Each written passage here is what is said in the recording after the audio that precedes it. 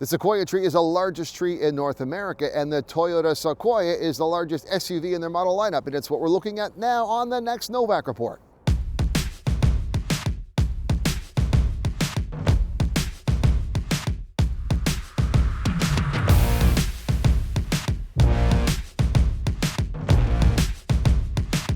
This is the third generation of Sequoia that has been in production. The first came in 2000, and then there was the second generation in 2007, and now we've waited 15 or 16 years for this third generation. This is basically what a Tundra would look like if it were meant to have passengers. The Sequoia and the Tundra are basically the same design, but suited for different purposes. The powertrain in this new Sequoia is one of the Tundra engines, and it's the one that's been the most heralded. That is the new iForce Max hybrid powertrain. It is a twin turbo 3.5 liter V6, which puts out an output of 437 horsepower and 583 pound-feet of torque.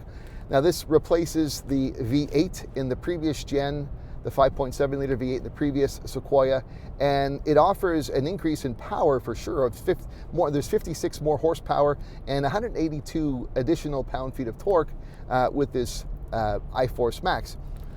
When we hear hybrid system, the default tendency is to think, oh, it's really all about fuel efficiency, but as you can see with the power, it's not, and it's a bit of a different design in the hybrid system. What we generally have in terms of hybrids, not talking about plug-in hybrids, for example, right now, in traditional hybrids, we have a dual or a parallel system. This is a parallel system here as well, except that there's two power sources, but they're almost connected in one stream. They've placed the motor within the bell housing in between the engine and the transmission. So essentially the motor almost acts in tandem, or it's kind of offering a simultaneous combination of internal combustion and electric power.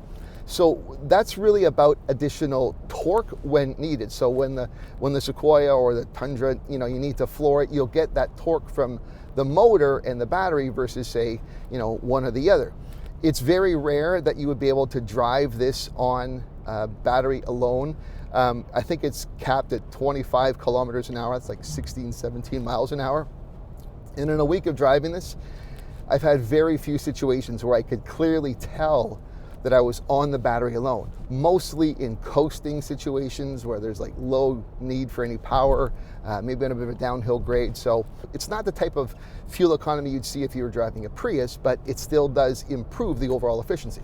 The Sequoia in the US is offered both as a two-wheel rear-wheel drive or a part-time four-wheel drive system. Here in Canada, all trims are the four-wheel drive variant. So that's just something to bear in mind. I mean, here in Canada, there's a big all-wheel drive is very popular here, so they just went with it. Towing is very popular, of course. Its capacity depends, however, on whether you're driving the two-wheel drive, the four-wheel drive, and even a bit on trims, but the varying degree of maximum limits goes from as little as 8,980 pounds up to 9,520 pounds. There are 5 trim levels for the Sequoia offered. The base level is the SR5, or in Canada they call it the SR5 TRD Off-Road. There is the limited trim, then you have your TRD Pro, you have the Platinum, and then you have this new top-end trim, which is what I'm driving, the Capstone. Mostly designed for more, refined driving, because you know what, even though this is about towing and that SUV is sort of, for off the beaten path adventures, vehicles like this are also very popular for families. We have this addiction to them in North America, so, this is a more luxurious, appointed version of that. The top 3 trim levels, the TRD Pro, the Platinum, and this Capstone are offered as 7-seat models. The SR5 and the Limited are 8 seats. With this Capstone, there's a sequential improvement. I mean, this is really all about the lovely two-tone leather. You've got larger tires. It is more of a refined ride overall. And so, I mean, basically with 5 trim levels, there's some sort of variety for everybody to basically pick the version that best suits your needs. With respect to fuel economy, This is a hybrid, of course, and we should expect better fuel economy than previous, which there is, but it's not, as I mentioned earlier, not like it's a Prius where you're getting amazing fuel economy.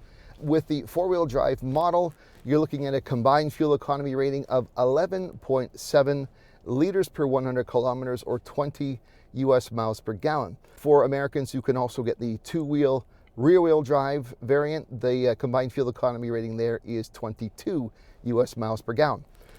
Now, I haven't hit that. I am not near that. This is winter, of course, and just like, say, an electric vehicle gets reduced range in winter because of the cold, gas engines get worse fuel economy for the same reasons. And that, with some of the driving I've done this week, I'm hovering more around the 14, which is about 20% worse. So I certainly would imagine that the optimal fuel economy would happen, you know, on a nice summer's day when you're doing a lot of highway driving.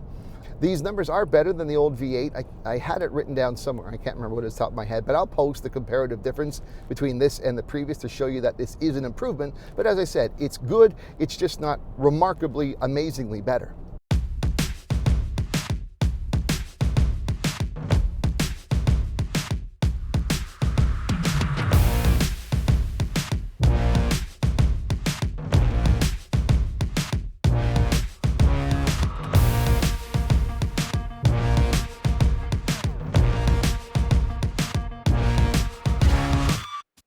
Given that it's been 15 years since there's been a new generation, there have been a lot of improvements made to this 2023 Sequoia. The capstone is certainly a nice upper end trim, and you know, the hybrid engine makes some great fuel economy strides compared to last time, but for a vehicle as large as this, it is limited somewhat in its functionality with seating and cargo capacity overall, given the way it's laid out. This is a vehicle that suits a specific purpose, so if you're towing, you need some space, it's great. It certainly looks good too. It's made a lot of aesthetic improvements compared to last time. So bear that all in mind. This is a vehicle that is right for the right type of individual in the right situation. If you're not subscribed to my channel, please consider doing so. And if you are subscribed, make sure you've rung the bell so that you're notified of every time I upload something new. That's it for now. For the Novak Report, I'm Eric Novak. Thanks for watching.